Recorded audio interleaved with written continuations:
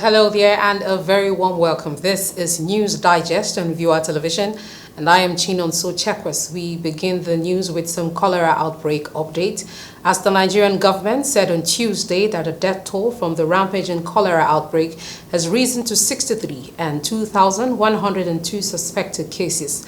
The Director General of the Nigerian Center for Disease Control, NCDC, Jide Idris, disclosed this while giving the situation report on the infectious disease, even as he said cases have now been recorded across 122 local government areas in 33 states of the country and the Federal Capital Territory.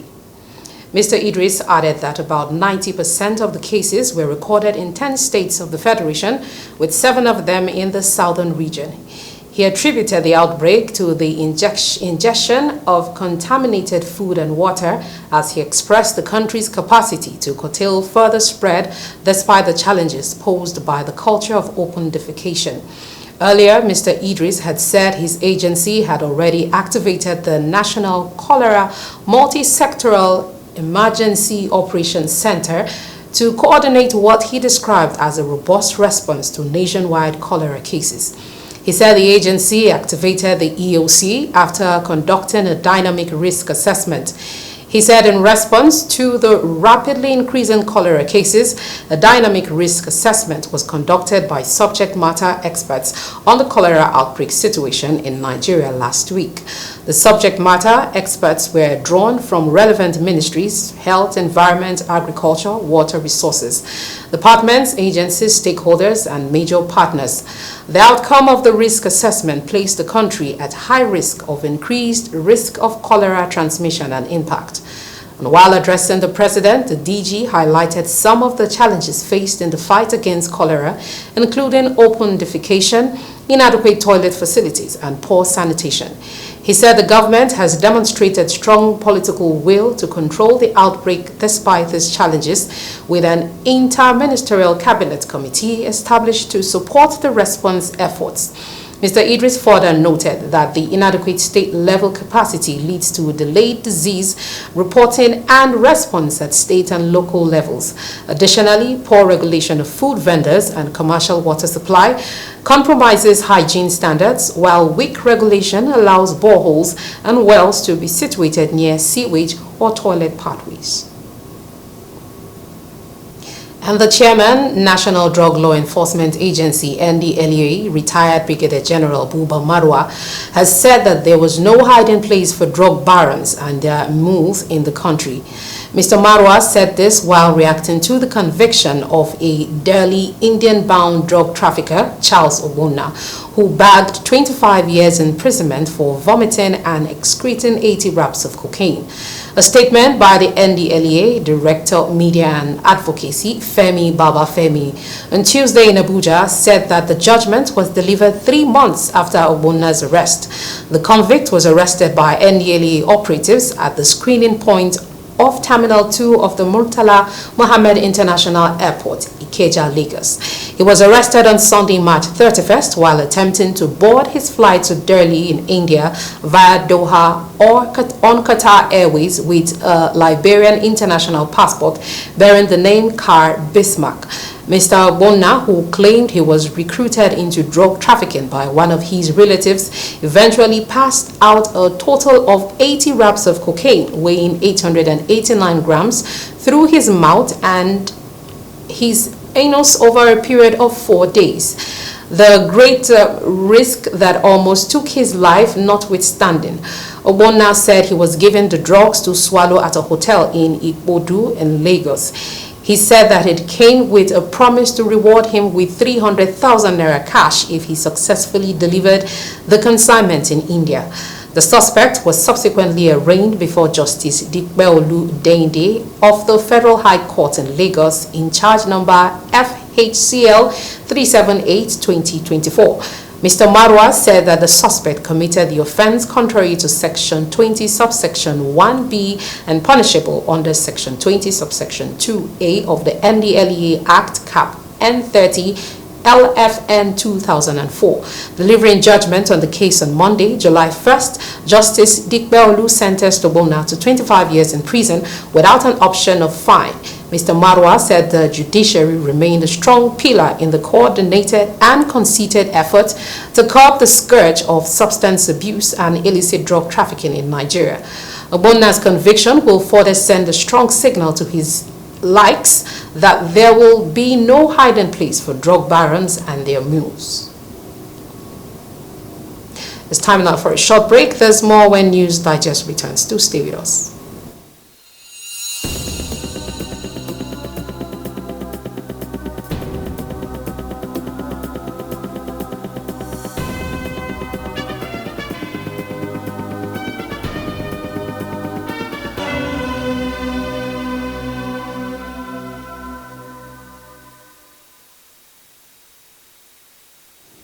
Welcome back. This is still News Digest on Viewer Television. And now the House of Representatives has resolved to investigate promotion stagnation in the Federal Civil Service from 2013 to 2023. The resolution was sequel to a motion moved by Rep. Salman Idris, the Deputy Chairman, House Committee on Agri-Colleges and Institutions in Abuja. He said that promotion remained a progression of civil servants as well as motivational incentive for productivity. Mr. Idris decried the incessant stagnation in promotions across ministries, departments and agencies of government. This, according to him, has resulted in loss of service delivery, decline in highly specialized skills, low levels of productivity and performance, employee unrest, corruption, and dampened morale. The menace of promotion stagnation in the civil service calls for urgent attention and intervention of this hallowed chamber, and if the policies and programs of government must be achieved, he said. And he also said that the civil service remained the engine room of government, adding that it required a holistic reform that could promote global best practices. And he added that the issues of promotions and recommendations as and when due was imperative and should not be overlooked. Mr. Idris said some civil servants who eventually got promoted and undergo mandatory examination as required by civil service rules were promoted nationally but not financially. He added that every NDA's ministries often make provision for such recurrent expenditure in the yearly appropriation. He also said that every promotion stagnation would have effect on the career of the officer. He added that every civil servant was expected to rise to the pinnacle of their career within 35 years in active service or by the retirement age of 60 years. The House ruled that the Committee on Public Sector and Institutional Reforms should investigate promotion stagnation in the Federal Civil Service from 2013 to 2023. The House stated that this is with a view to having a robust civil service at this critical stage of the nation's development and report back to the House within 4 weeks. And President Bola Tinubu has approved the appointment of qualified Nigerians to the board of the Family Homes Funds Limited, FHFL. Ajuri Ngelale, special advisor to the president on media and publicity, in a statement on Tuesday said the appointment was in furtherance of efforts by the federal government to energize growth opportunities within the real estate sector. The newly appointed members of the board include Demola Adebisi, the chairman, Abdul Muttalab, CEO, Managing Director, and Abdullahi Musa, Executive Director. And others are Emeka Henry Inuebo, the Executive Director of Operations, representatives of the Ministry of Finance Incorporated, and non-executive director and representatives of the Nigerian Sovereign Investment Authority. The appointees also include Sam Okebo, Musa Ahmed, Dr. Enyang Ekang, and Bilikisu Usman. The president expects that the new members of the board will deploy their expertise, experience, and commitment to steer the Family Homes Funds towards achieving its mandate of driving growth and development in the real estate sector. And this was said in the statement. The FHFL is a federal government organization that supports low-income families to attain their home ownership dreams. His objective is to solve Nigeria's housing deficit by making it easier for people to finance affordable housing projects that align with the new urban agenda and global goals. And over 500 people have benefited from the distribution of relief materials and cash as part of events marking the Thanksgiving service of the Catholic Bishop of Yola, Dami Mamza.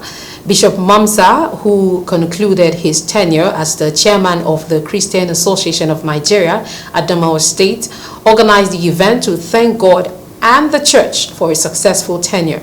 In a significant effort to mitigate economic hardship, the humanitarian organization has collaborated with the Catholic bishop and donated food and non-food items worth millions of naira to 500 less privileged persons in the state. He explained that this initiative was part of the foundation's continuous efforts to address the prevailing economic difficulties in the country. The clergy urged affluent individuals to support the needy, referencing scriptural teachings on the importance of helping others to receive divine blessings. The beneficiaries were advised to use the donated items judiciously to alleviate their sufferings. Among the items distributed were bags of rice and maize, salt, vegetable oil, Maggi cubes, mattresses, wrappers, and a cash donation of 50,000 naira each.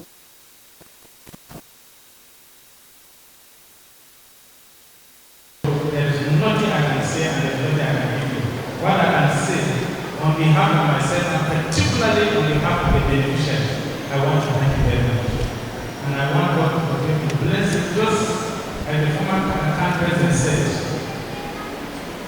God will continue to bless it and will never have. My life, and as usual, this is like continuous, and I will never stop it until I die. And this is part of my joy that makes me happy, to put the smile on the masses face. That's what makes me happy when I see someone in problem that I can help the person to change his life from bad to good. That's my joy. I'm very, very elated because for them to have remembered someone like me out there that is of less privilege, disabled, and called me out to come and help me with this. I'm very grateful, and I believe God that have put it in their heart will bless them so that they will also extend this gesture to other people around. Musa, I thank God that this man, God is the one that brought him into the world so that to help everybody in this society.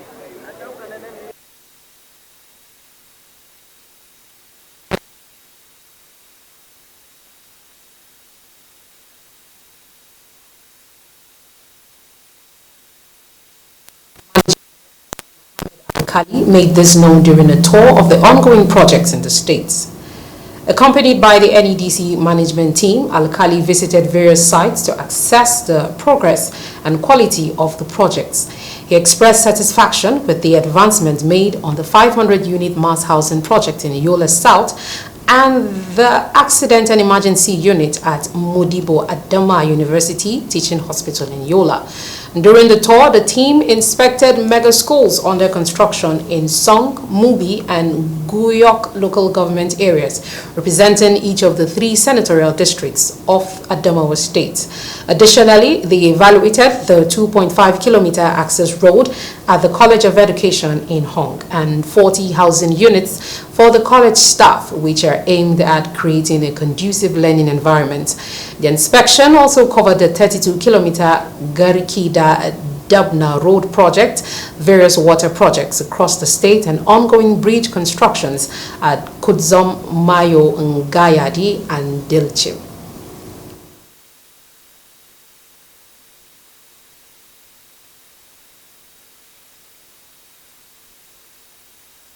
As you know, we have many projects scattered across all the North States. This time around, we have decided that we are going to go state by state and see what's happening to our project in each state. Like in Adamawa, you know, we have mega schools, we have roads, and we have been to see all of them and took assessment of what is there. So what action will we take so that those roads and other projects can be completed as soon as possible. But while we are staying here, I think that happened like 2 weeks ago, if I can remember, and it was not part of our earlier plan but we thought that it's necessary that we come and see it today and see what needs to be done. You can see this is a very dangerous spot. This road, if it is cut up completely, there is no way people going from here to Maiduguri and other places beyond.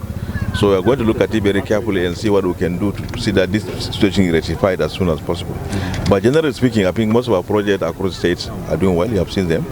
And we want to make sure that those that have some certain challenges, we look at those challenges and make sure that we provide a circle of solution to those problems. In fact, there's nothing I can say than to say thank you to the leadership of the North-East Development Commission. Thank you to the North-East Development Commission. And we also thank all the stakeholders that facilitated the reality of this road. And I said again that most of the time I said I'm very, very fortunate for this road to be constructed during my time as a provost. History is very kind on my side. Seriously, we heard of this North-East Development Commission. They have been doing work of bridge. They intervene in many projects that touches the life of people in the villages and in urban areas. So we will be happy if this North-East Development Commission will come and intervene here, because this road link Adamawa and Borno and some villages here in Madagali local government where farmers get what to eat. And we will be happy if government will do something possible to see that this bridge have been built. And that's all on News Digest. Many thanks for watching. I am Chinonso Chekwes. Do take care.